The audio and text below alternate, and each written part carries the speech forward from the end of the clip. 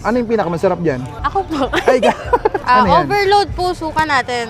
Yan. Sibuyas na may onting suka. Unlimited yan. Yes po, kuya. Hindi ka magagalit. Hindi, syempre. Kahit gaano karami kunin mong sausawan, okay lang. Nahihiya na ako kumuha ng marami. Ganito lang yung saktuhan lang. O mga taga-Tansa, nabalitaan nyo na ba yung bagong tambayan at food tripan dito sa may Kapipisa Bypass Road? Grabe, dati ilan pa lang nakapwesto dito na ngayon ay napakadami nyo nang pwedeng pagpili ang street foods. Ang una nga namin food trip dito ay itong dried pusit na matik, ang lisibuyas. Meron din sila ditong pastil. Hello mama, anong binibenta niyo po dito? Hello, kuya. Dried pusit po. Dried pusit? Magkano po yung dried pusit nyo? Ito po, kuya, 25. Ito naman po, 20. 20. Yes po. Ano pagkakaiba nila? Yung isa po, ito kalahati. Ito po yung 20. Pero may iba po kami, kuya, na buo din siya. Depende po sa size. Ano yung pinakamasarap dyan? Ako po. Ay, Siyempre, ito kuya, yung masarap tinitinda yan. namin. Opo. Ano yung sausawan yan, ma'am? Ito po. Ano yan? Overload po suka natin. Yan. Sibuyas na may onting suka. Sibuyas na may onting suka. Opo. Unlimited yan. Yes po, kuya. Sige. Ano pa ibang binibenta niyo dito, ma'am? Meron naman po kaming chicken pastil. Tingin nga po ng chicken pastil nyo. Po, kuya. Nasa cup po yung chicken pastil namin. Malaki ang cup nyo, ha? Yes po. Tapos meron po tayong libreng chili oil. May chili oil pa. Opo. Yan. Yung chicken pastil nyo, saan gawa? Sa chicken. Sa chicken, no? Opo. Sige, pa-order nga ako niyan, ma'am. Chicken pastil. Sige po. 25 pesos. Yes po, kuya. Paano ginagawa yan? Ano po, yung chicken breast. Gano'ng karami yan? Sakto na po para mabusog. Sakto para mabusog. Opo. Ganito talaga ang serving nyo. Yes po. Baka pag vlogger lang yan, ha? Ay, hindi po kuya. Ganyan na po para sa lahat yan. Para sa lahat. Tapos meron po tayong chicken oil. Ay, chili oil. Pero pwedeng hindi maglagay ng chili oil. Opo kuya, para po sa mga ayaw sa maanghang. Ganun. Nakailang kilong chicken pastil kasi isang araw, ma'am?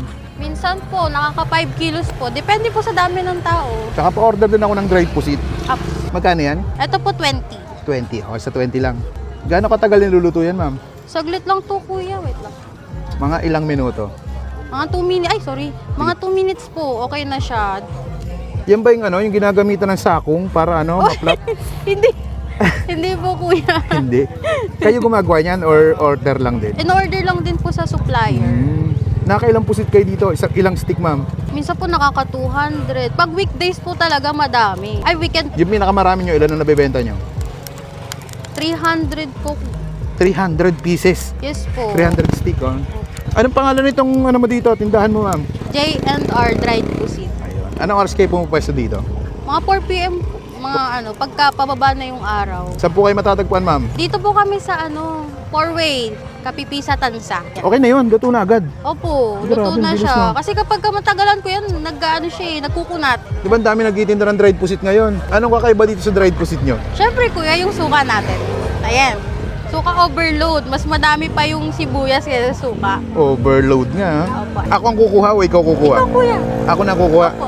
Kahit gaano karami sandukin ko, pwede. Yes po, only po yan. Kaya pwede po kayong gumamit ng baso or gusto nyo na lang. Hindi ka magagalit. Hindi, syempre. Okay, sige. Tikman ko muna. Thank you. At tayo mga kabangers, nandito tayo ngayon sa may Kapipisa Bypass Road. Ayan, ang daming pwedeng food tripin dito. Ang dami na palang ganito dito. Ngayon lang kami nakapunta ulit. Nakakita tayo dito ng dried pusit, only sibuyas. 20 pesos, merong 10 piso, 15, 10, and 25. Itong kinuha natin, 20. Ayan, meron din sila ditong chicken pastil. Tikman natin mamaya. Dito muna. Kahit gaano karami kunin mong sausawan, okay lang. Tikman natin, kain tayo.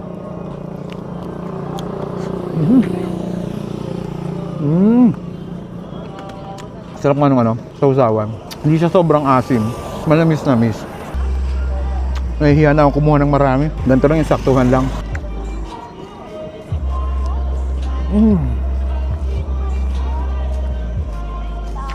Sabi harap. Ay, yung pusit nila, hindi siya makunat, malutong pa. Tikman naman natin yung kanilang chicken pastil na gawa sa chicken. 25 pesos lang. Nilalagyan na ng chili garlic, pero pwedeng hindi nyo palagyan. Dami na rin na, oh. Goods na to para sa 25 pesos.